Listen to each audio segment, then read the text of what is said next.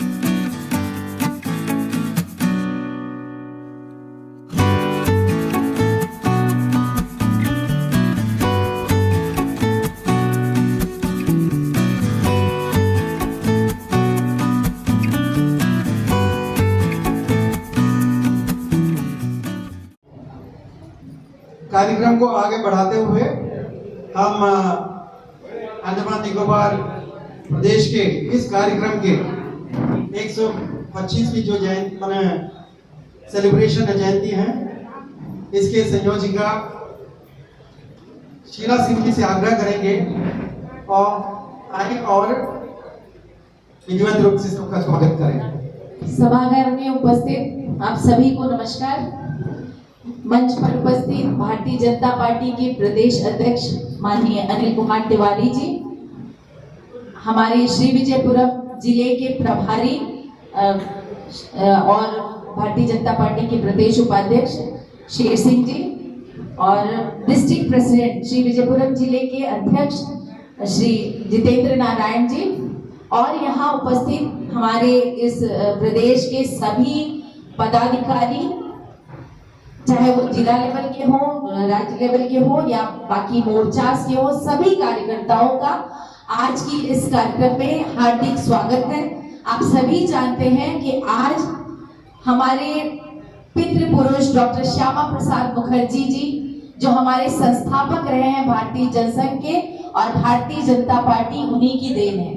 उनका आज पूरे देश भर में भारतीय जनता पार्टी 125वीं जयंती मना रही है और ये कार्यक्रम 23 जून से शुरू हुआ। इससे पहले भी 23 जून को बलिदान दिवस के दिन हम सबने उन्हें श्रद्धांजलि दी और लगातार 15 दिनों तक अलग अलग बूथ्स में, मंडल्स में, जिले में ये कार्यक्रम चलाए गए, जिसमें वृक्षारोपण था, उनको श्रद्धांजलि थी और उनके जीवन पर कुछ बताने के लिए, अपने कार्यकर्ताओं को बताने के लिए भी कार्यक्रम सब जगह रखे गए और बहुत अच्छी तरीके से ये कार्यक्रम चला।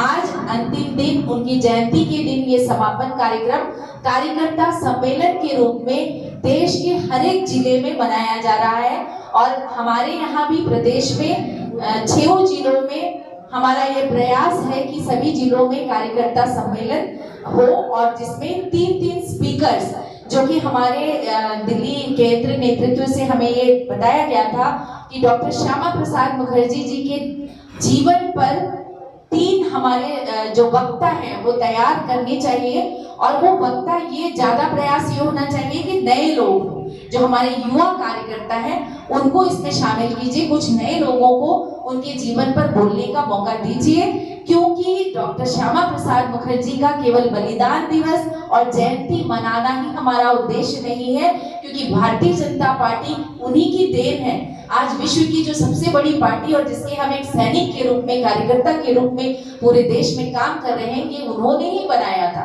तो उनका क्या योगदान था, ये लोग उसको जानेंगे।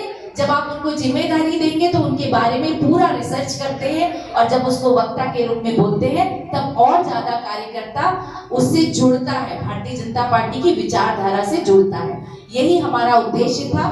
तो हम आज के इस कार्यक्रम में आप सबका हार्दिक अभिनंदन अभिनंदन करते हैं। इतनी बड़ी संख्या में आप सभी कार्यकर्ता, जब से हमारे माननीय अध्यक्ष जी के नेतृत्व में कार्यक्रम जितने भी होते रहे, ये उदाहरण रहा है कि काफी संख्या में हमारे कार्यकर्ता इन कार्यक्रमों में पूरे तन मन से भाग लेते हैं। ये बहुत अच्छी बात है, मोटिवेशन होता है बाकी लोगों के लिए भी। मैं बाकी जो कार्यकर्ता हमारे भाई खड़े हैं उनसे भी निवेदन करूंगी कि जहां भी कुर्सी देखिए यहाँ भी एक खाली पड़ी है कुर्सी, आगे आकर आप बैठे। आप सभी का एक बार फिर से हार्दिक स्वागत है। आप इस कार्यक्रम के जो वक्ता है हमारे, उन्हें सुने और उसको फिर बुनने का भी प्रयास करें। धन्यवाद। जैसे शीला जी ने अभी आपको बताया, हम लोग 23 से लेके आज 6 जुलाई, आज उनके जन्मदिन तक ये जो पखवाड़ा 15 दिन के जो फोर्टनाइट जो कार्यक्रम चला है, तो इसमें कई सारे कार्यक्रम आयोजित किए गए। केंद्र से जो हमें निर्देश मिला था बीजेपी नेशनल हेडक्वार्टर से, उसके तहत जो है 3 जो है वक्ता आज जो हम लोग सब बोलते रहते हैं, तो उसमें ये बताया गया था, निर्देश था कि नया चेहरा भरते हुए लोग नए जो है इनको सामने लाना है, ताकि एक एक कार्यक्रम में हम लोग भाजपा के अंदर में नए नए प्रतिभा को जो है आगे बढ़ाना है। तो इसमें नए, वैसे वो नए नहीं हैं, अपने अपने जगह में बहुत कुशल और अपने अनुभवी लोग हैं। तो 3 जो है टॉपिक के ऊपर में यहाँ पे बात करेंगे हम लोग। आज सम्मेलन जो होगा, कार्यकर्ता सम्मेलन जो रखे हैं, इसमें 3 टॉपिक है। पहला है जिसमें डॉक्टर श्यामा प्रसाद मुखर्जी के सामाजिक एवं राजनीतिक योगदान, तो उनका क्या योगदान था, इसके बारे में पहला टॉपिक होगा। पहला वक्ता इसके ऊपर में बात करेंगे।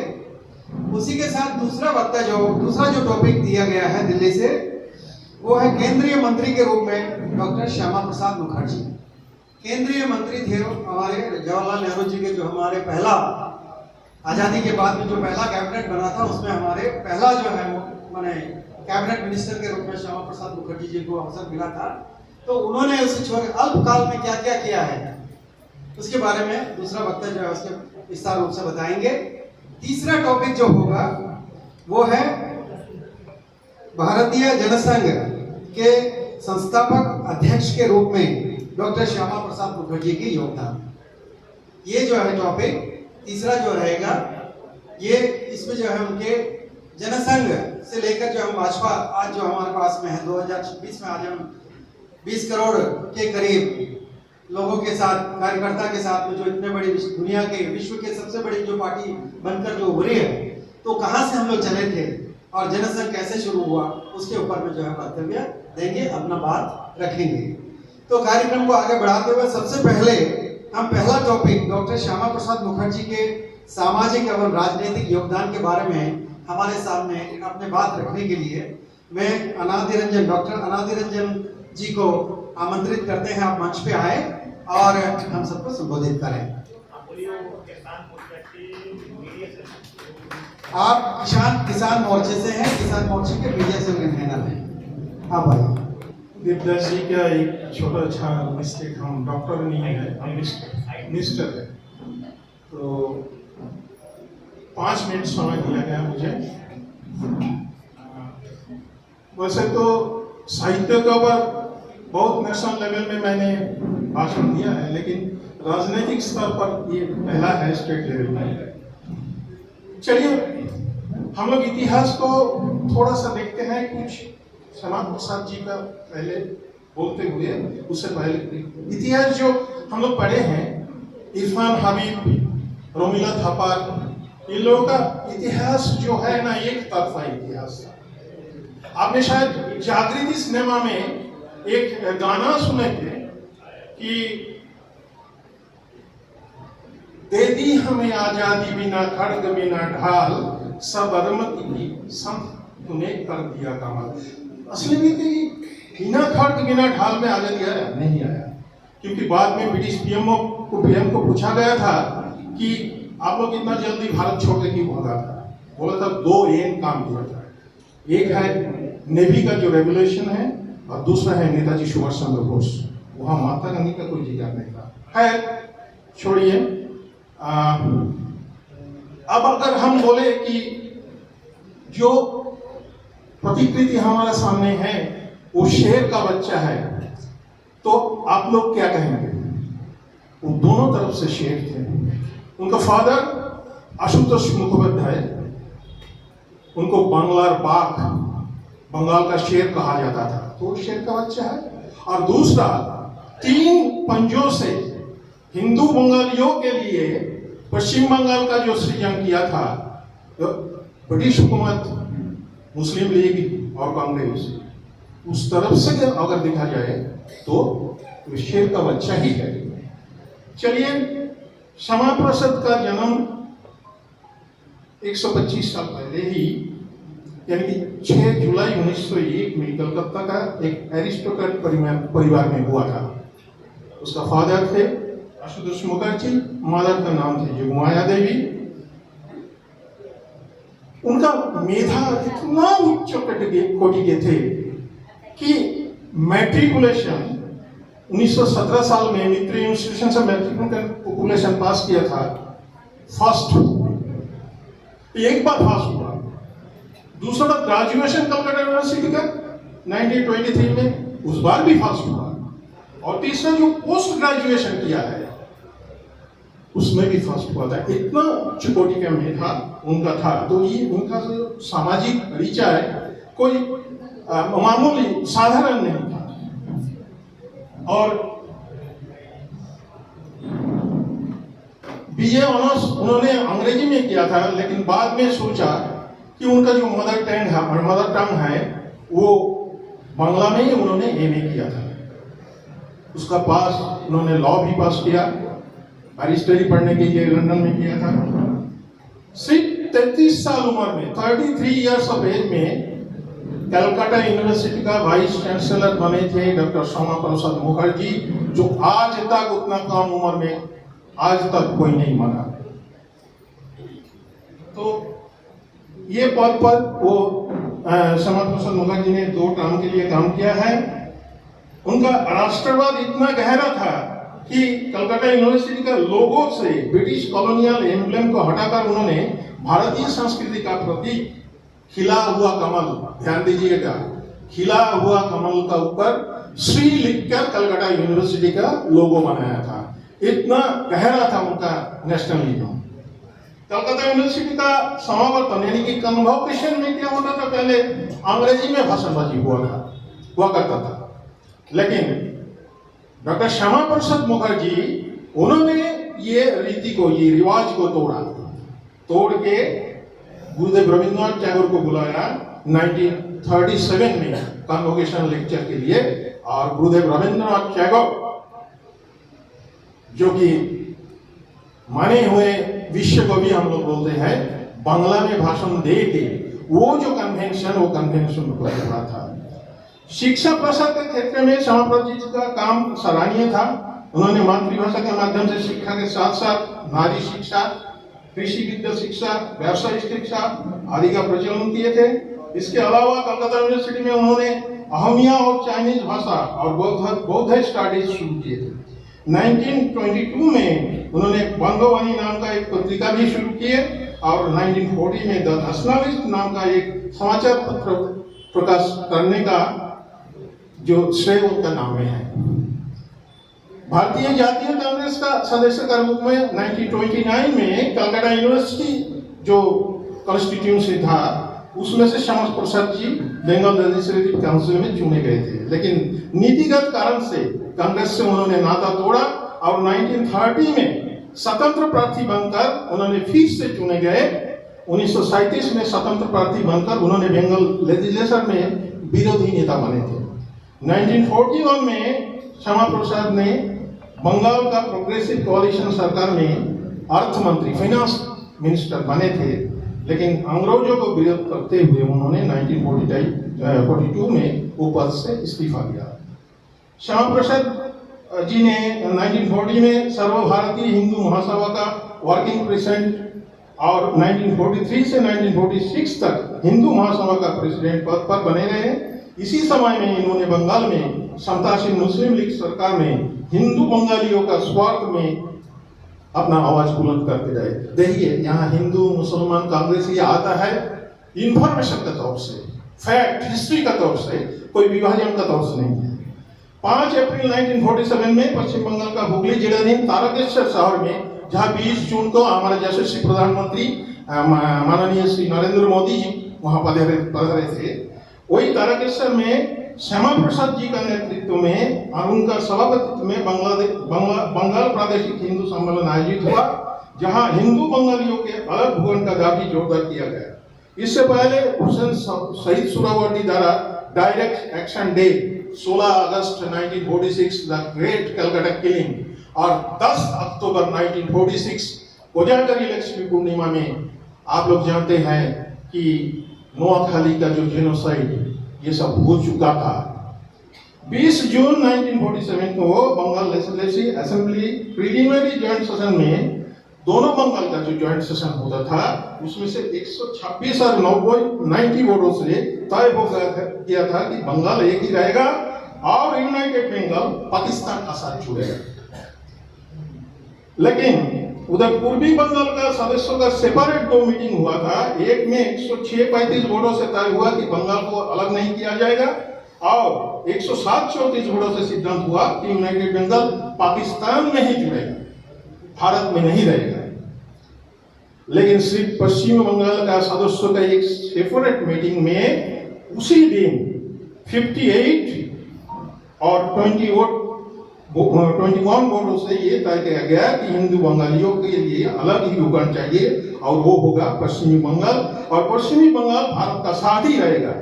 ये जो सिद्धांत, इसका अगुवाई करने का संपूर्ण श्रेय जाता है श्यामा प्रसाद मुखर्जी को, और श्यामा प्रसाद जी का ये दूरदर्शिता का परिणाम आज हिंदू बंगालियों के मिला स्वभूमि यानी कि अपना भूमि। अब कोई बोलता है नहीं, श्यामा प्रसाद जो एक ही वोट दिया था, बाकी 57 वोट से तो कांग्रेस से आया था। लेकिन वही बात आता है जो हम लोग सुना है 3 इडियट्स में कि चांद में पधारे थे कौन पहले? Neil Armstrong. दूसरा का नाम कोई नहीं जानता है। दूसरा उनका साथ में जो थे एडविन ऑल्ड्रिन, माइकल कॉलिंस, इसका नाम कोई नहीं जानता। तो अगुवाई तो किया था श्यामा प्रसाद मुखर्जी ने। ये बात यह है। और स्वाधीनता के लिए जो हमारा स्वतंत्रता के लिए बंगालियों का और पंजाब का जो त्याग है, आप देखिए ब्रिटिश जाने के टाइम डिवाइड एंड रूल करके दोनों प्रदेश को 2 टुकड़ा करके गए। और ज्यादा मैं नहीं बोलना चाहता हूं, लेकिन एक बात बोलना चाहता हूं कि ये आर्टिकल 370 जो कश्मीर के लिए अलग था, जो 5 अगस्त 2019 में इसको हटाया गया, इसको विरोध करते हुए डॉक्टर श्यामा प्रसाद मुखर्जी बोला था एक विधान, एक मिशन और एक संविधान। और उन्होंने सब बाधाएं तोड़ते हुए कश्मीर में गया और वहाँ 23 जून सुबह 3:40 में उनका जो देहांत हुआ था, किस लिए हुआ था उसको पोस्टमार्टम करने नहीं दिया। उसको अब तक पता नहीं चला जैसा हुआ था लाल बहादुर शास्त्री का ताशकंद में जैसा हुआ था। तो ये बात है। अंत में मैं ये कहना चाहता हूँ कि अगर श्यामा प्रसाद मुखर्जी नहीं होगा तो कौन जाने और कितना द ग्रेट कलकत्ता किलिंग और नोआखाली जेनोसाइड का सामना करना पड़ता था हिंदू बंगालियों को। अपना एक शायरी में शायर लुधियानवी फरमाया, 1000 बर्फ गिरे लाख अंधिया उठे, 1000 बर्फ गिरे लाख अंधिया उठे, वो फूल खिल के रहेंगे जो खिलने वाले हैं। हिंदू बंगालियों के लिए फूल तो खिलाते गए डॉक्टर श्यामा प्रसाद मुखर्जी, लेकिन फूल को कांटों में चुभाकर आज उनका जन्मतिथि में उनको मेरा सत नमन। भारत माता की जय। धन्यवाद अनाद रंजन जी। वैसे ये टॉपिक जो है बोलने लगे तो सवेरे से शाम तक बोलो तब भी खत्म नहीं होगा, क्योंकि इतने प्रख्यात, इतने प्रखर जो हमारे नेता है डॉक्टर श्यामा प्रसाद मुखर्जी, उनके जीवन और उनका योगदान के बारे में बोलेंगे तो आप बोलते रह जाएंगे। लेकिन आनंद जी आपने बहुत संक्षिप्त रूप से सारे विवरण को समेटते हुए छोटे से समय में आपने बहुत अच्छा वक्तव्य रखा। उम्मीद है हमारे सारे भाजपा के बंधु और कार्यकर्ता सभी को इसका फायदा जरूर होगा। कार्यक्रम को आगे अब बढ़ाएंगे। बढ़ाते हुए श्यामा प्रसाद मुखर्जी जी के अब मंत्री के रूप में, केंद्रीय मंत्री के रूप में उनका क्या योगदान रहा, और नेहरू जी के प्रथम जो हम लोग कैबिनेट हुआ था आज़ादी के बाद, तो उसमें छोटे से समय में किस किस तरीके से क्या क्या उनको सामना करना पड़ा और क्या है, इसके बारे में विस्तार से हमें बताएंगे हमारे भारतीय जनता पार्टी के युवा मोर्चा के स्टेट जनरल सेक्रेटरी अंकित मृदा को मैं आग्रह करूंगा कि आप मंच पे आए और श्यामा प्रसाद मुखर्जी जी के केंद्रीय मंत्री के रूप में भूमिका के बारे में हमें प्रकाश डालें। अंकित। देवदास जी को बहुत बहुत धन्यवाद। सबसे पहले तो इस कार्यक्रम में हमारे बीच इस सभागार में उपस्थित हमारे भारतीय जनता पार्टी के प्रदेश अध्यक्ष, साथ में उपस्थित इस कार्यक्रम जो 23 जून से आज के दिन तक चल रहा है, स्मरण पक्ष के नाम से जो कार्यक्रम हम लोग कर रहे हैं, उसका संयोजिका श्रीमती शीला सिंह जी, साथ में उपस्थित इस जिले की जिला अध्यक्ष, साथ में इस जिला की प्रभारी शेर सिंह जी, और सामने बैठे भारतीय जनता पार्टी के सभी कार्यकर्ता को मेरा नमन। और आपकी अनुमति से जो विषय आज यहाँ मुझे बोलने के लिए दिया गया, केंद्रीय मंत्री के रूप में डॉक्टर श्यामा प्रसाद मुखर्जी का क्या योगदान रहा भारतवर्ष में, मैं थोड़ा सा जानकारी आपके साथ साझा करना चाहूँगा। सबसे पहले तो एक चीज आप सोचिए, जो व्यक्ति भाजपा के कार्यालय में और भाजपा का आदर्श है, तत्कालीन कांग्रेस की जमाना में पंडित नेहरू ने उनको अपने कैबिनेट में लिया था, तो उस व्यक्ति का व्यक्तित्व क्या था, ये एक बार आप आकलन करें कि जो समय पूरे देश भर में कांग्रेस का कार्य कर रहा और उसका विपरीत विचारधारा रखते हुए एक व्यक्ति को कैबिनेट में लेना, वो व्यक्ति का क्या व्यक्तित्व था, इस विषय में हमें सोचना चाहिए।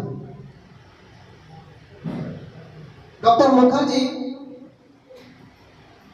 1947 से 1950 के बीच में लगभग 2.5 साल तक भारत के केंद्रीय मंत्री रहे, इंडस्ट्री, उद्योग एवं सप्लाई का मंत्री रहे। इस दौरान उन्होंने इतने छोटे समय में, आप बहुत लोग यहाँ PRI मेंबर्स भी हैं, आपके पास में 5 साल होता है, तो आप सोच सकते हैं 5 साल में आप क्या कर सकते हैं, लेकिन अब सोचिए उस जमाना में 2.5 साल के कार्यकाल में उन्होंने जो विशेष कुछ काम किए हैं, आज भी उसका छवि दिखता है। और आदरणीय मोदी जी उनका विचारधारा को अनुकरण करते हुए आज की समाज में उनको आगे बढ़ा रहा है। जैसे कि स्वतंत्र भारत में उस समय की जो पहली सरकार था, उसमें उनको जो मंत्री पद दिया गया था, उनमें मंत्री पद के साथ साथ वो संविधान सभा के भी सदस्य थे, और उनको 6 अप्रैल 1948 में भारत सरकार का पहला मंत्री पद के रूप में संकल्प उन्होंने लिया था। जैसे मध्यम से देश की पहले उद्योग नीति उन्होंने जो निर्माण किया था, वो था 6 अप्रैल 1948 में उन्होंने कुछ नीतियां लागू की देश भर में, ताकि देश भर में इंडस्ट्री सेक्टर और सप्लाई निर्यात में भारत का एक दूसरा छवि बने। उस समय हम लोग ब्रिटिश शासनकाल से the transfer of power agreement Lord Mountbatten के तहत जो नेहरू का सब पैक्ट हुआ था, उसके बाद हमें आज़ादी मिला है एक एग्रीमेंट के तहत। देश की स्थिति बहुत ही खराब था। उस समय उन्होंने जो बागडोर संभाला, और ये सबसे महत्वपूर्ण बागडोर था, क्योंकि देश विभाजन के साथ साथ बहुत सारा इंडस्ट्रीज जो है विभाजित हो गया, जो पंजाब सिंध सेक्टर में था। उस समय देश को संभालने के लिए इंडस्ट्री सेक्टर एक बहुत बड़ा महत्वपूर्ण सेक्टर था। भारत के राष्ट्रीय रक्षा के लिए आवश्यक वस्तुओं को उत्पादन के आत्मनिर्भर बनाने के लिए, जो बात मैंने बोला अभी जो मोदी जी आत्मनिर्भर भारत का संकल्प लेके चल रहा है, उन्होंने 1947 साल में ये चिंतन और ये विचार रखा था कि आत्मनिर्भर भारत का संकल्प 1947 में लिया था, ताकि भारत का सिक्योरिटी, भारत का जो सुरक्षा, अंतरिम सुरक्षा हो या बॉर्डरी क्षेत्र का जो सुरक्षा हो, उसमें हम आत्मनिर्भर बन सकते हैं। इसका सोच उन्होंने 1947 में ही ले लिया था। साथ में भारत में रक्षा क्षेत्र में परमाणु ऊर्जा, रेलवे, और विमान सेवाएं, इनमें जो विचारधारा उन्होंने लिया था, उनका कार्यक्रम आज भी हम देख रहे हैं देश भर में चल रहा है। उन्होंने उस समय में सोचा कि भारत में जो भूखंड है अधिकतर जगह रेल से कनेक्टेड है, रेल का जो यात्री है देश भर में सबसे ज्यादा है, लेकिन यदि हम रेल सेक्टर में काम ना करें, रेल का उद्योग ना बढ़ाए, रेल का पटरी ना बिछाए, तब हमारे देश ट्रांसपोर्ट के माध्यम से छूट जाएगा और सबसे बड़ा इंडस्ट्री का जो माल निर्यात होता है देश भर में, वो रेल सेक्टर के माध्यम से होता है। तो इसका विकास और इसको बढ़ावा देना सबसे पहला और प्राथमिकता था। साथ में ही उन्होंने वर्ष 1948 में industrial finance corporation of India, कोई देश भर में कोई इंडस्ट्रियल लागू होगा, कुछ चालू होगा, उस समय काल में जो पूंजी की आवश्यकता होता था, उनके लिए उन्होंने ये सोच रखा था कि इंडिया में जो industrial finance corporation of India जिसको बोला जाता है, उसका निर्माण उन्होंने 1948 में किया था, जिसका प्रभाव आज भी देश भर में है। साथ में आज जो बार बार हम लोग बोल रहे हैं, पिछले 2-3 सालों में अधिकतर युवा जो एमएसएमई का लोन लेते हैं, यहाँ पिकअप खरीदते हैं, टूरिज्म में गाड़ी खरीदते हैं, पान दुकान रखते हैं, चाय दुकान चलाते हैं, इंडस्ट्री का शेल क्राफ्ट के काम करते हैं एमएसएमई में, उसका उन्होंने भारी एवं एमएसएमई क्षेत्र में कुटीर उद्योग, हाथ के जो हैंडीक्राफ्ट्स के काम है या वस्त्र जो हमारे कॉटन इंडस्ट्रीज है, इसके ऊपर भी उन्होंने बहुत जोर दिया और इसके लिए भी विशेष उन्होंने कार्यक्रम किया है देश भर। तो आप सोच के देख सकते हैं, आज जो हम एमएसएमई चारों तरफ में बोल रहे हैं, 1948 में ही डॉक्टर मुखर्जी का ये विचारधारा था, ये दूरदर्शिता था, जो 1948 में वो सोचे थे कि एक कुटीर शिल्प जो घर घर में बनता वाला छोटे छोटे चीज है, आत्मनिर्भर भारत की हो, इसका कितना बड़ा योगदान होने वाला है अगले आने वाले समय। तो इसके ऊपर भी उन्होंने बहुत सारा काम किया। साथ में 1948 में ही उन्होंने जो अभी मैंने बताया जो आत्मनिर्भर भारत का विचारधारा है 21वीं सदी में चल रहा है, उन्होंने उस समय में वो किया है। साथ में 14 रणनीतिक क्षेत्र में 1,97,00,000 करोड़ रुपया की उत्पादन संपद पीएलआई जो योजना हम लोग बोलते हैं जिसको, उसका सीधा तौर पर डॉक्टर मुखर्जी ने 1948 पे औद्योगिक नीति की उनकी जो दृष्टिकोण था उसमें वो साफ साफ दिखता है। उन्होंने किस प्रकार इसके ऊपर भी काम किया, जो पीएलआई हमने बोलते, पीएलआई स्कीम बोलते। बात यह हो रहा था कि राष्ट्र निर्माण के लिए कुछ कुछ परियोजनाओं, एक्चुअली मैं क्षमा चाहता हूं कि मुझे 5 मिनट का समय दिया गया, लेकिन ये जो विषय है 2.5 साल का कार्यकाल में 5 मिनट में समेट नहीं सकता हूँ, हो सकता है 8-9 मिनट लग जाए, इसलिए मैं देवदास जी से थोड़ा अनुमति चाहता हूँ। जैसे कि आज भी आप सुनते हैं बंगाल की धरती पे जो इतना बड़ा इंडस्ट्री रेलवे का मैंने जो जिक्र किया है अभी चित्तरंजन लोकोमोटिव वर्क्स CLW, जो 1948 से 1950 की दशक में उन्होंने स्थापना की काम किया था, जो बंगाल में है और पूरे भारत में सबसे बड़ा लोकोमोटिव इंडस्ट्री, जहां रेल की इंजन बनता है। जो रेलगाड़ी आप जो हम लोग देख रहे हैं, भारत जो रेल में इतना आगे निकल चुका है, उसका नींव उन्होंने 1948 से 1950 के बीच में रखा था, जो कंपनी के नाम है चित्तरंजन लोकोमोटिव वर्क्स। उसके साथ में आज जो दुनिया और देश भर में जो विख्यात है, जो भारत के लोग भी बहुत ज्यादा मानते हैं, बेंगलोर एरोनॉटिकल बेस, जो वायु सेक्टर में, जो एरोस्पेस सेक्टर में जो आज बेंगलोर ने तरक्की किया है, जो अगर लोकल लैंग्वेज में हम बोले जो एरोप्लेन की स्पेयर पार्ट्स, एरोप्लेन की जो भी चीजें आज देश भर में बन रहा है, उसमें सबसे ज्यादा और सबसे प्रभावशाली जगह जो है बेंगलोर है।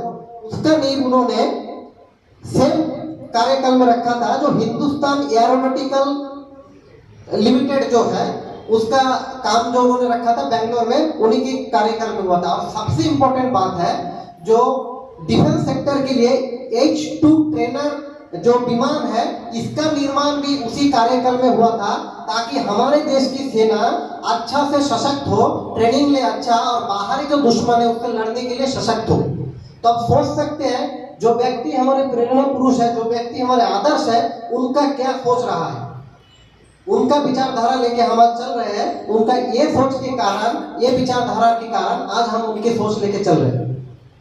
साथ में आज जो भी शेयर बाजार में जुड़े हुए हैं, वो मैक्सिमम देखते हैं एक शेयर बाजार में है। पहले तो मुझे यही मालूम था, उसके बाद मैंने जब पता किया तो पता चला इसका इतिहास क्या है। HAL हम लोग हाल बोलते हैं, हिंदुस्तान एरोनॉटिकल लिमिटेड। इसका शेयर अभी कोई सेंसेक्स या शेयर मार्केट खोल के देखिए इसका शेयर कहाँ पहुंच गया। या आज भी देश भर में चल रहा है और 1948 से 1950 के दशक में ये काम उन्होंने किया है। साथ में दामोदर घाटी निर्माण DVC, दामोदर जो घाटी का निर्माण उन्होंने किया है।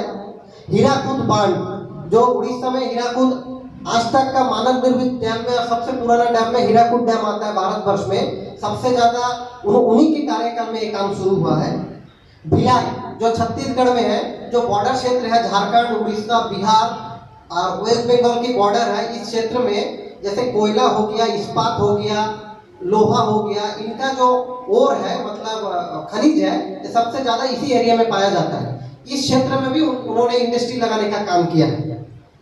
साथ में नेशनल न्यूज, हमारे जो आज हमारे बीच उपस्थित है मीडिया बंधु के लोग, इनके ऊपर भी उन्होंने उस जमाना में सोचा नेशनल न्यूज एवं पेपर मिल का काम उन्होंने इंडस्ट्रीज के तौर पे किया है। ज्यादा ना बोलते हुए उन्होंने तो किया बहुत कुछ है, लेकिन बहुत ज्यादा समय लग जाएगा और भी वक्ता है, उनका मुख्य विषय भी है। तो मैं और भी इनके काम जो आज हम लोग मोदी जी के नेतृत्व में उनका विचारधारा को आगे बढ़ा रहे हैं। आपने धैर्यपूर्वक इतना बात सुना उनका कार्यकाल का, तो मैं आप सभी का बहुत बहुत आभार, बहुत बहुत धन्यवाद। जय हिंद, जय भारत। बहुत बहुत धन्यवाद अंकित जी, आपने के ऑफिशियल ऐसे सेंट्रल मिनिस्टर के रूप में जो मैंने हिस्टोरिकल काम किया है, इतिहास जो रचा है, उसके बारे में बहुत संक्षिप्त रूप में कम समय में आपने उसको बहुत अच्छी सुंदर तरीके से बताया। ये हम सब के लिए प्रेरणादायक है।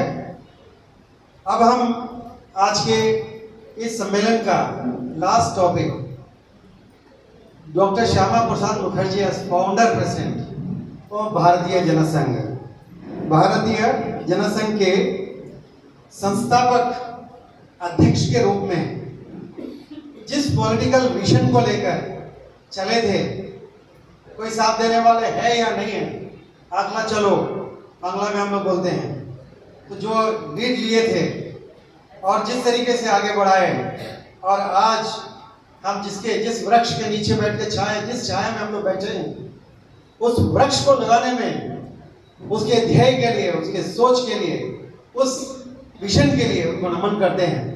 तो इस संदर्भ में अपने वक्तव्य रखने के लिए हम अपने नगर के श्री विजयपुरम डिस्ट्रिक्ट के वाइस प्रेसिडेंट गुड्डू जी को, IP सिंह, इंद्रपाल सिंह जी को मैं मंच पर आमंत्रित करता हूँ। मंच पर उपस्थित हमारे स्टेट प्रेसिडेंट नील तिवारी जी और उपस्थित सभी वरिष्ठ नेतागण और कार्यकर्ता, मेरा आप सभी के बीच मेरा प्यार भरा नमस्कार। आज का सबसे जो पहला बात जो मुख्य बिंदु है, नंबर 1 मैं बताऊंगा आप लोगों को। उससे पहले एक बात मैं बताता हूँ, जैसे मोदी जी का 12 साल हुआ है, उसी तरह मेरा भी 12 साल ही हुआ है पार्टी में, और मंच साझा करने का मौका भी 12 साल में पहला बार मिला है। उसके लिए मैं शीला भाभी को बहुत बहुत धन्यवाद देता हूँ। तो अब बात करेंगे, हम लोग चर्चा करेंगे कि भारतीय राजनीति में जनसंघ की आवश्यकता क्यों थी।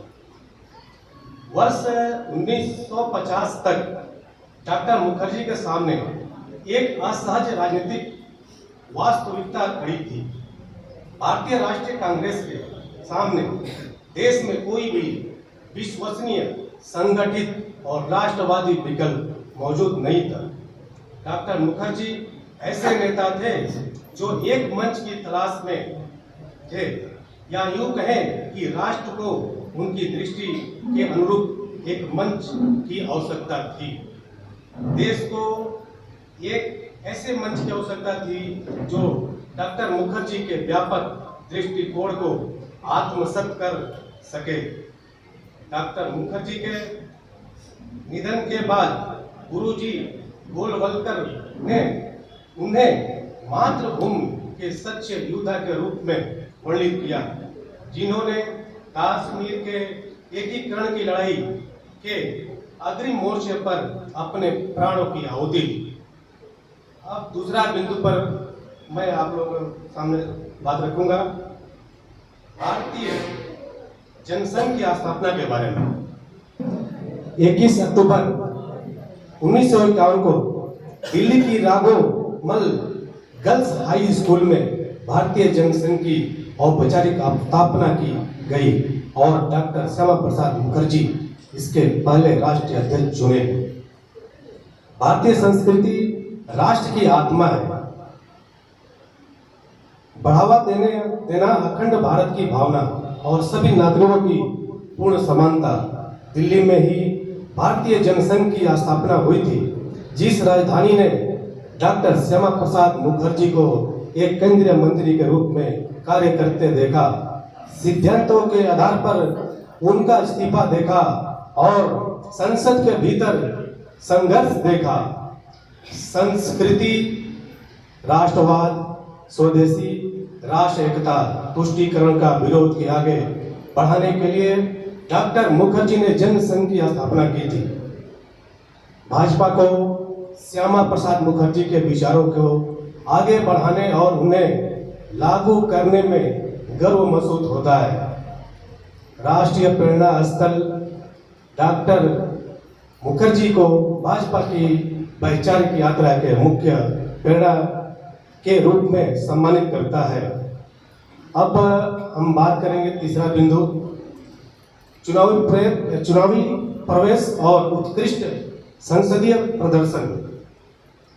वर्ष 1952 में स्वतंत्र भारत के पहले आम चुनाव में नई पार्टी होने के बावजूद भारतीय जनसंघ ने संसद में 3 सीटें जीती, जिसमें खुद डॉक्टर श्यामा प्रसाद मुखर्जी की सीट भी शामिल थी। संसद में डॉक्टर मुखर्जी का प्रभावशाली एवं निडर बहसकर्ता थे और बाद में एक उत्कृष्ट सांसद के रूप में भी उभरे और नेशनल डेमोक्रेटिक पार्टी का गठन किया, जो विपक्षी आवाजों का एक व्यापक गठबंधन था, जिसे कार्य को लोकतांत्रिक ढंग से जवाबदेह बनाया जा सके। अनुच्छेद 370 को हटाने की मांग को लेकर एक विशाल देशव्यापी सत्याग्रह शुरू किया, जो इस संवैधानिक विसंगत के खिलाफ पहला बड़ा संगठित जन आंदोलन था। जो अटल बिहारी वाजपेयी उन युवा कार्यकर्ताओं में शामिल थे जिन्हें भारत जनसंघ के कार्य में सहयोग हेतु नियुक्त किया गया था। जम्मू कश्मीर में डॉक्टर मुखर्जी की गिरफ्तारी नेहरू की साजिश थी और डॉक्टर मुखर्जी का मृत्यु आज भी एक रहस्य बनी हुई है। जिस व्यक्तित्व ने श्री वाजपेयी के राजनीतिक निर्माण में महत्वपूर्ण भूमिका निभाई और जिसने पंडित नेहरू ने कभी कहा था, हम तुम्हें कुचल देंगे, उन्होंने उत्तर दिया था, हम इस कुचलने वाली मानसिकता को कुचल देंगे। डॉक्टर मुखर्जी का मानसिकता की पराजय, डॉक्टर मुखर्जी इस मानसिकता की पराजय देखने के लिए जीवित नहीं रहे। श्री अटल बिहारी वाजपेयी ने उस संकल्प को आगे बढ़ाया और वर्ष 2019 में प्रधानमंत्री नरेंद्र मोदी ने उसे पूर्णता प्रदान की। चौथा बिंदु पर हम लोग बात करेंगे, जनसंघ से भाजपा तक का सफर। वर्ष 1953 में डॉक्टर मुखर्जी के सर्वोच्च बलिदान के बाद जनसंघ पंडित दीनदयाल उपाध्याय, श्री अटल बिहारी वाजपेयी और श्री एल के आडवाणी जैसे महान नेताओं के संरक्षण में निरंतर आगे बढ़ता रहा। वर्ष 1997 में देश से आपातकाल को समाप्त और लोकतंत्र की रक्षा के लिए जनसंघ का जनता पार्टी गठन में विलय हो गया। इसके बाद 1980 में भारतीय जनता पार्टी का जन्म संघ के प्रत्यक्ष उत्तराधिकारी के रूप में हुआ। एक राष्ट्र, एक संविधान, स्वदेशी, सांस्कृतिक, राष्ट्रवाद, एकात्म, मानववाद आज की भाजपा की जीवन मूल्य बने हुए हैं। पांचवा बिंदु, 2019 में अनुच्छेद 370 का पूर्ण खात्मा के विषय पर बात करेंगे। जम्मू में अगस्त 1952 में डॉक्टर श्यामा प्रसाद मुखर्जी ने पहली बार जोरदार स्वर में उद्घोष किया था, एक देश में दो विधान, दो प्रधान और दो निशान नहीं चलेंगे। जिस चेनानी नासिरी सुरंग से वर्ष 1953 में डॉक्टर मुखर्जी को एक बंदी के रूप में ले जाया गया था, वहीं आज डॉक्टर श्यामा प्रसाद मुखर्जी सुरंग के नाम से जानी जाती है, जिस मार्ग ने कभी उन्हें उनकी अंतिम यात्रा की ओर पहुंचाया था। आज उसी पर उनका नाम अंकित है। डॉक्टर मुखर्जी के राजनीतिक जीवन की सबसे बड़ी ऐतिहासिक परिणाम 5 अगस्त 2019 को हुई, जब मोदी जी की सरकार ने उनके बलिदान के 66 वर्ष के बाद अनुच्छेद 370 को हमेशा के लिए समाप्त कर दिया। आज देश में एक संविधान, एक निशान, ध्वज और एक प्रधान है। डॉक्टर मुखर्जी का नाम अब इस देश का कानून बन चुका है। भारत का संविधान अब जम्मू कश्मीर में पूरी तरह से लागू है। वर्ष 1951 में शुरू किया था और जिसे पूरा करने के लिए उन्होंने अपनी प्राणों की आहुति दी। ये थी डॉक्टर श्यामा प्रसाद मुखर्जी जी का बलिदान का इतिहास। अब मैं अपने बाणी को विराम दूंगा। जय हिंद, जय भारत, भारत माता की जय। धन्यवाद आईपी सिंह जी। पहली बार बोले लेकिन जबरदस्त बोले। ऐसे ही कार्य भारतीय जनता पार्टी का तो यही विशेषता है। चाय बनाने वाले या बेचने वाले से हमारे महान राष्ट्र के प्राइम मिनिस्टर तक की जो रास्ता जो है, ये भाजपा के कार्यकर्ता और भाजपा के सिद्धांत से ही जो है मुमकिन है। मोदी जी है तो आज मुमकिन है बोलते हैं, अब हमारे सिद्धांत है भाजपा के, उसकी वजह से मुमकिन है। तो गुड्डू जी धन्यवाद आपको। अब वो क्षण का हमारा इंतजार होता है हमेशा, किसी भी मंच में, चाहे हो जनसभा हो या पार्टी के किसी भी कार्यक्रम का हो या प्रशिक्षण का हो, कई दशकों तक उसके बागडोर संभालने वाले प्रखर वक्ता हमारे बीच में हैं। अब हम उनसे भी जो है कुछ बात सुनने के आग्रह रखेंगे।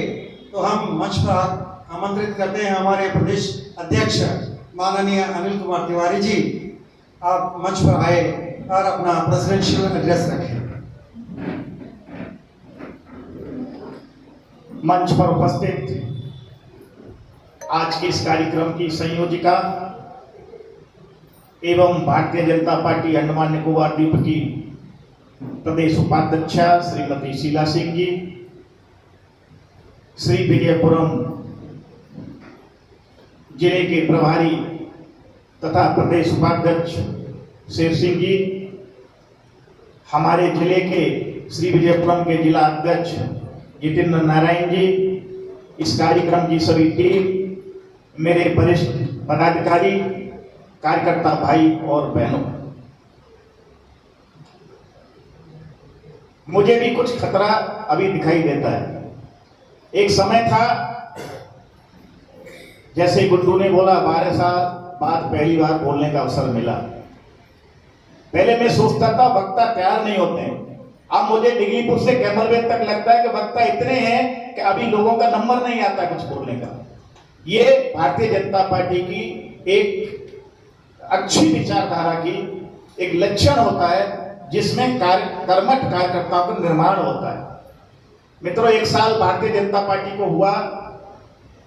मैं अपनी उस सब टीम को बधाई देता हूं जो अपनी निष्ठा के साथ, ईमानदारी के साथ जो भी केंद्र से कार्यक्रम आए, कोई पेन एंड पेपर में नहीं गया, कोई कार्यक्रम ऐसा नहीं हुआ जिसमें सैकड़ों की संख्या न हो। कई कार्यकर्ता ऐसे ऐसे निकले कि भारतीय जनता पार्टी ने कभी सोचा नहीं था इतनी कम उम्र में इस लेवल तक कार्यकर्ता जाएगा। जिसको जो दायित्व दिया गया ईमानदारी से निर्वहन किया और पार्टी के संगठन के साथ साथ पार्टी की विचारधारा को लेकर आगे बढ़ते गए। मित्रों, अनादिदा ने, अंकित मिर्दा जी ने, आईपी सिंह जी ने बताया, उसके बाद में कुछ बताने के लिए बचता नहीं है। लेकिन डॉक्टर देवदास जी ने कहा है तो 5 मिनट मैं भी आपका लूंगा। जिस व्यक्ति ने पूरे बंगाल को कट्टर मुसलमानवाद से बचाया हो,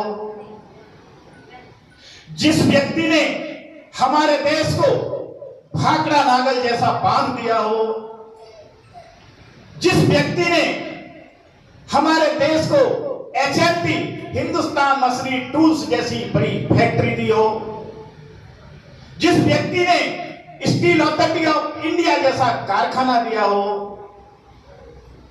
मित्रों, उससे जवाहरलाल नेहरू घबराने लगे।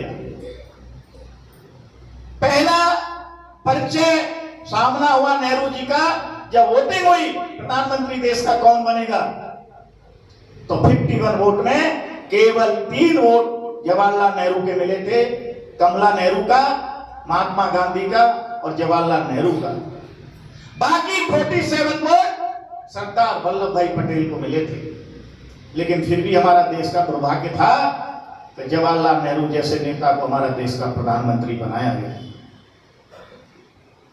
जब महात्मा गांधी ने कहा डॉक्टर श्यामा प्रसाद मुखर्जी का जो योगदान इस भारतवर्ष के लिए है, इस हिंदू समाज के लिए है, ये मातृभूमि के लिए है, ये भूलने वाला नहीं है। इसलिए नेहरू जी अपने मंत्रालय में इनको अपनी कैबिनेट में आपको रखना पड़ेगा।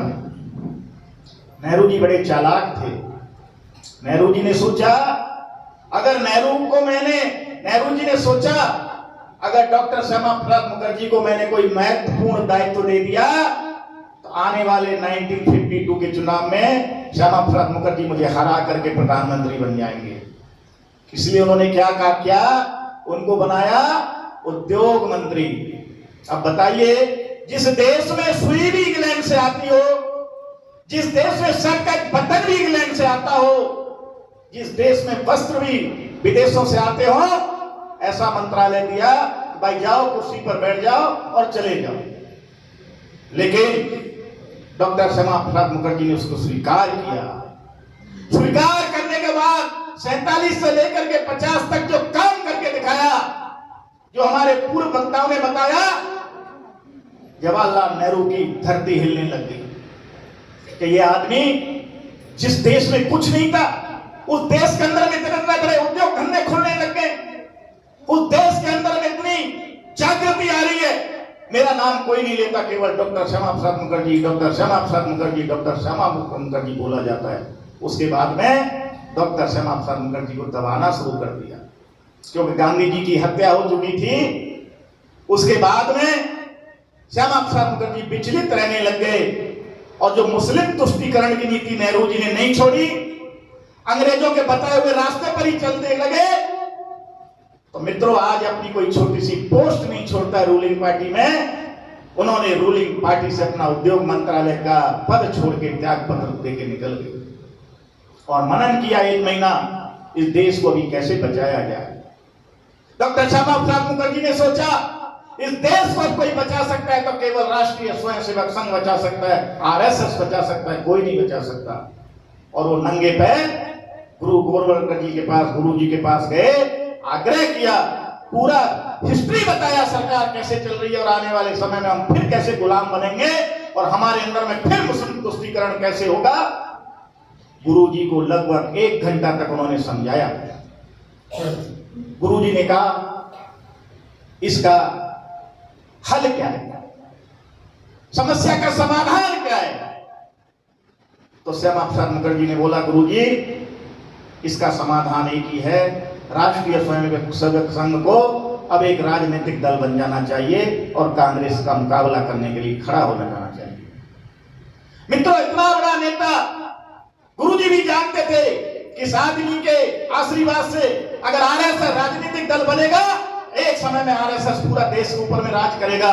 लेकिन गुरुजी ने बोला, श्यामा जी, ये सामाजिक संस्था है, ये डॉक्टर हेडगेवार के द्वारा लगाया हुआ वो पुष्प है, वो पेड़ है जो जीवन मरे तक, जब तक ये पृथ्वी रहेगी, जब तक समाज रहेगा, ये भूधरा रहेगी, तब तक आरएसएस समाज के लिए काम करता रहेगा। हम अपने आप को कभी राजनीतिक दल में नहीं परिवर्तित कर सकते। श्यामा प्रसाद मुखर्जी मायूस हो गए, अंदर से टूट गए, और जब चलने लगे तो गुरुजी को दुख हुआ और बोला रुको। तो श्यामा प्रसाद मुखर्जी को कुछ हिम्मत आई, बोला देखो मेरे पास में नवरत्न है, मैं अपने जो सबसे महत्वपूर्ण कार्यकर्ता मेरे संघ में आरएसएस में, उनको मैं तुमको दे सुपुर्द करता हूं और इनको लेकर के तुम एक राजनीतिक दल बनाओ, और मुझे पूरा भरोसा है आपकी दृढ़ इच्छा और मेरे कार्यकर्ताओं की कर्मशीलता इस देश के अंदर में जरूर बहुत बड़ा कुछ करके दिखाएगी। तो उनके नवरत्न थे केदारनाथ साहनी, पंडित यज्ञ शर्मा, सुंदर सिंह भंडारी, प्रोफेसर बलराज माधव, दीनदयाल उपाध्याय, अटल बिहारी वाजपेयी, जगदीश प्रसाद माथुर, नानाजी देशमुख, जगन्नाथ राव जोशी। इन 9 आदमी को उनके हाथ में दिया, इनको लेके जाइए और नया पार्टी की संरचना करिए। मित्रों, 21 जून 1951 को एक बहुत बड़ा दल का निर्माण होता है, जिसका नाम रखा जाता है भारतीय जनसंघ। उसका चुनाव चिन्ह होता है दीपक। पहले ही चुनाव में 3 लोग जीत के आ जाते हैं, और जिस स्पीड से वोट परसेंट बढ़ता है, नेहरू जी घबरा जाते हैं 1952 में। और जब डॉक्टर श्यामा प्रसाद मुखर्जी शेर का रूप रख के, हम इस आर्टिकल 370 को नहीं मानते, हम अपने देश के अंदर में परमिट लेकर के नहीं घुसेंगे, और कश्मीर की अंदर में घुसे तिरंगा फहराने के लिए अटल बिहारी वाजपेयी जी युवा नेता को साथ लेकर के, मात्र 22 साल 23 साल उम्र थी अटल बिहारी वाजपेयी जी की, और दूरदर्शिता देखी। उनको पता था मैं कश्मीर में घुसूंगा, मैं पकड़ा जाऊंगा, मुझे मार दिया जाएगा। लेकिन अटल बिहारी वाजपेयी जी को लाख कहने पर बोल दिया, नहीं अटल, तुम जाओ देश के अंदर बोल दो कि डॉक्टर श्यामा प्रसाद मुखर्जी ने, भारतीय जनसंघ के अध्यक्ष ने परमिट सिस्टम तोड़ दिया है और कश्मीर के अंदर में प्रवेश करके वहां पर भारतीय तिरंगा झंडा फहरा दिया। क्यों तुमको देश की जरूरत है? तुम बहुत युवा हो, मेरे बाद में तुम ही एक हो कि इस देश को किसी दिशा में लेके जा सकते हो।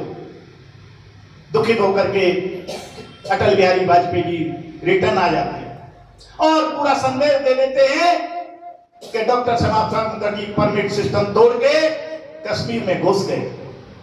मित्रों, उनको पकड़ लिया जाता है, जेल में डाल दिया जाता है, और 23 जून 1953 को खबर आती है कि डॉक्टर श्यामा प्रसाद मुखर्जी ने अपना शरीर छोड़ दिया। छोड़ा नहीं था, उनकी निर्मम हत्या की गई। और कुछ नहीं, मैं कहता हूं हमारे देश की सरकार के द्वारा, उनकी शेख अब्दुल्ला के द्वारा उनकी हत्या कराई गई। मित्रों, उनके पार्थिव शरीर को जब लाया गया, दमदम एयरपोर्ट से लेकर के उनके पैतृक निवास तक लाखों की संख्या में भारतीय जनसंघ के यानी भारतीय जनता पार्टी के कार्यकर्ता भीड़ पर उमड़ पड़े और नारा दिया, जहां हुए बलिदान मुखर्जी, वो कश्मीर हमारा है। और उनकी चिता पर हाथ रख के कसम खाई, एक एक भारतीय जनता पार्टी का कार्यकर्ता भाई और बहन जब तक चुप नहीं बैठेगा, जब तक कश्मीर से आर्टिकल 370 को नहीं हटा देगा और वहां पर तिरंगा नहीं फहरा देगा। मित्रों, वो लॉ को लेते लेते लेते लेते 2019 आ गया। 2014 में जब ये राष्ट्रपति सरकार बनी, आज भी हमारे जहां भी मुख्यमंत्री हैं, जहां भी हमारा प्रधानमंत्री है, केवल डॉक्टर श्यामा प्रसाद मुखर्जी के पंडित दीनदयाल उपाध्याय जी के मार्ग बताए हुए मार्ग पर चल रहे हैं, उन्होंने दाया या बाया नहीं देखा। इसलिए मैं अपने कार्यकर्ता भाइयों को बोलना चाहता हूं, यहां जो बैठे हैं, बहुत मानसून आएगा, बहुत बारिश आएगी, बहुत तूफान आएंगे, लेकिन मेरे मित्रों कभी विचारधारा को मत छोड़ो। क्यों? इस पार्टी में हम लोग 1951 में पार्टी जब बनी, ये राजनीति के लिए नहीं बनी, ये देश की दिशा और दशा बदलने के लिए बनी, ये एक विचारधारा इस देश में फहराने के लिए बनी। मुझे अच्छी तरह याद है, पंडित दीनदयाल उपाध्याय जी ने बोला था, अनेक राजनीतिक दल अपनी सरकार बनाने के लिए बनते हैं, लेकिन भारतीय जनसंघ अपनी विचारधारा बनाने के लिए बना है। मित्रों, जब 2014 में सरकार बनी, पूर्ण बहुमत की सरकार बनी, जो जवाहरलाल नेहरू जी ने कहा घिसते घिसते घिसते रह जाओगे, लेकिन आर्टिकल 370 कभी कश्मीर से खत्म नहीं होगा, वही आर्टिकल 370 को हमारे देश के सपूत, गरीब घर का लड़का, चाय बेचने वाले का लड़का नरेंद्र मोदी प्रधानमंत्री जी के रूप में आता है, उनका सहयोगी राइट हैंड, कर्मठ कार्यकर्ता, भारतीय जनता पार्टी का चाणक्य माननीय अमित शाह जी देश का गृह मंत्री बनता है और आर्टिकल 370 को हटा दिया जाता है। यह भारतीय जनता पार्टी ने वो 1951 के सपने को 2019 में पूरा किया। इसलिए मित्रों, कभी कभी हम गलतफहमी में हो जाते हैं, अन्य दलों की बातों में आ जाते हैं। सत्ता आती है जाती है, चुनाव होंगे, हारेंगे, जीतेंगे, वाजपेयी जी बोलते थे, लेकिन अपने पूर्वजों को, अपनी विचारधारा को नहीं भूलना चाहिए, क्योंकि ये जीवन, इसका जब जन्म हुआ है जिसका, उसका एक दिन मरण होना है। ये बीच में केवल हमको नाटक करना है। ये जो बीच का समय है, जो अपनी विचारधारा के लिए जिएगा, जो अपने उसूलों के लिए जिएगा, जो अपनी पार्टी के बताए हुए मार्ग पर चलना सीखेगा, वही सच्चे रूप में कार्यकर्ता होगा। आज मैं आपको बताना चाहता हूं, हजारों की संख्या में आपने देखा होगा कलकत्ता के अंदर में मेरी बहनों की इज्जत लूटा गया टीएमसी के द्वारा, सीपीएम के द्वारा। मेरे कार्यकर्ता भाइयों का घर जला दिया गया, मेरे कार्यकर्ता भाइयों का मर्डर कर दिया गया, लेकिन उन्हें कभी भारत माता की जय, वंदे मातरम, बीजेपी जिंदाबाद बोलना नहीं छोड़ा। जिस यहां पर हमारा पौधारोपण हुआ डॉक्टर श्यामा प्रसाद मुखर्जी के द्वारा, हमारा एक एक कार्यकर्ता सोचता था बंगाल में हमारी सरकार कब बनेगी। अगर हम हिम्मत हार जाते, अगर हम अपनी विचारधारा से हट जाते, तो पश्चिमी बंगाल में कमल का फूल कभी नहीं खिलता। मित्रों, लाखों कार्यकर्ता भाई बहनों की, कार्यकर्ताओं की वजह से आज हमारी सरकार बंगाल के अंदर में बनी है, तो केवल लाखों समर्पित विचारधारा के जीने वाले कार्यकर्ताओं की वजह से बनी है। इसीलिए आपने देखा होगा 94 इयर्स का कार्यकर्ता जब मंच पर था, मोदी जी ने उनका पैर छुआ। मक्खन लाल जी बंगाली आदमी, 94 उम्र में, उन्होंने सोचा भी नहीं था कभी भारतीय जनता पार्टी आएगी, और उन्होंने कभी सोचा भी नहीं होगा देश का प्रधानमंत्री मेरा चरण स्पर्श करेगा। ये हमारी विचारधारा है, ये हमारे संस्कार हैं मित्रों। इसलिए आज मैं अपनी बहन शीला जी को एवं उनकी पूरी टीम को, और इस एक साल के अंदर में जितने भी भारतीय जनता पार्टी के द्वारा, मेरे द्वारा नहीं, मैं केवल नाम के लिए अध्यक्ष हूं, मैं आपका कार्यकर्ता ही हूं। मैं जो भी निर्णय लेता हूं सामूहिक लेता हूं। जितने भी कन्वीनर बने, मैंने किसी को नहीं बोला किसी को मेंबर रखना है या किसी को नहीं रखना है। रामदास जी इसका उदाहरण है। प्रशिक्षण की टीम बनाई, टोली आप बनाइए, केवल मेरे को थोड़ा दिखा दीजिए। कन्वीनर बनाया किसी कार्यक्रम का, टीम आप बनाइए, प्रवास आप करिए, आपके लिए कोई रिसोर्सेस का कमी नहीं होगा। आज आप सभी लोगों ने भारतीय जनता पार्टी को जो मजबूत किया है, मुझे भरोसा है आप पूरी लगन के साथ, पूरी दृढ़ता के साथ श्यामा प्रसाद मुखर्जी के आदेशों पर चलते हुए, पंडित दीनदयाल उपाध्याय जी के आदर्शों पर चलते हुए आप 2027 का चुनाव भी भारी मतों से जीतेंगे। इसके साथ ही मैं अपनी गाड़ी को विराम देता हूँ। भारत माता की जय, वंदे मातरम। बहुत बहुत धन्यवाद अनिल जी। आपने पूरे सभा को तीनों टॉपिक को जो जिस था प्लस उसमें से जो भी यहाँ वहाँ थोड़े से ओवरफ्लो हो रहे थे उस सबको सभा बांध कर आपने इतने प्रखर तरीके से अपने वक्तव्य सामने रखा। मेरे ख्याल में सारे कार्यकर्ता भाजपा के आपके कृतज्ञ हैं। और अब हम समापन की ओर हैं। आगे बढ़ते हुए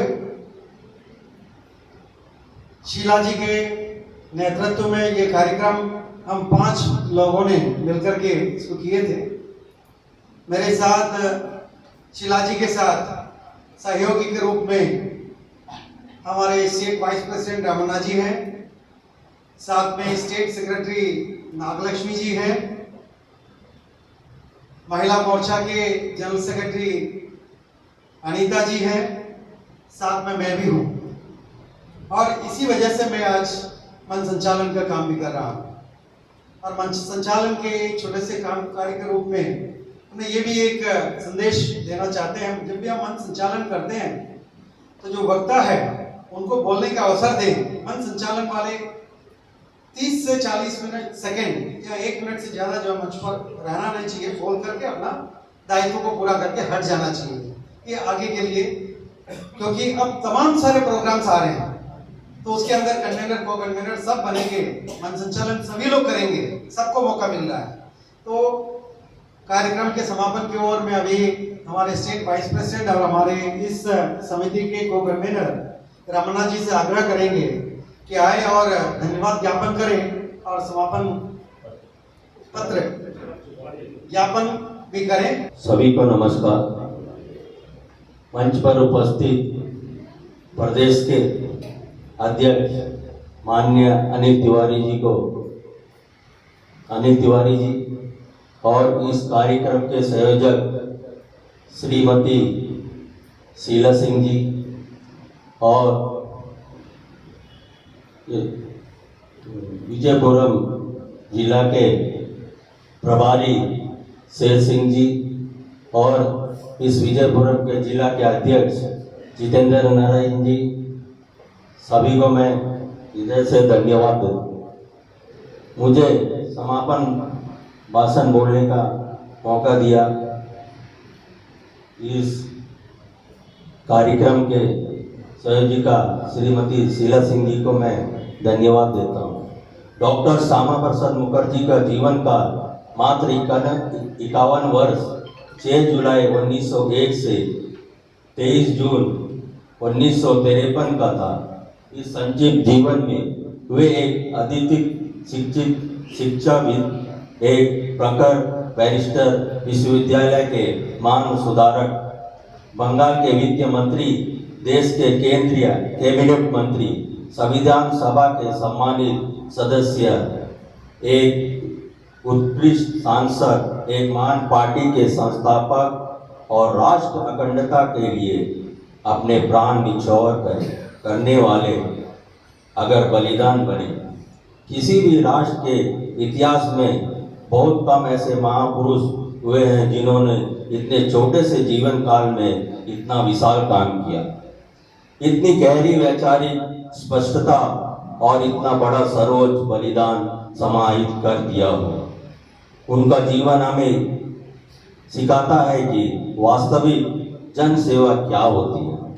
समाज की सेवा में विद्वता का उपयोग, भ्रष्टाचार से मुक्त, सत्ता का संचालन, व्यक्तिगत आराम के रूप, अंतःकरण की आवाज को रखना और दल व स्वयं से ऊपर हमेशा राष्ट्र को सर्वोपरि माने। हम सौभाग्यशाली हैं कि इस वर्ष 2026 में उनके 125वीं जयंती वर्ष के अवसर पर हम एक ऐसे नए भारत में सांस ले रहे हैं जहां उनके बुनियादी और मुख्य सपने साकार हो चुके हैं। अनुच्छेद 370 इतिहास बना चुका है। जम्मू कश्मीर पूरी तरह से भारत का अभिन्न अंग बन चुका है। भारत बसाएं और खोया हुआ गौरव वापस पा रही है।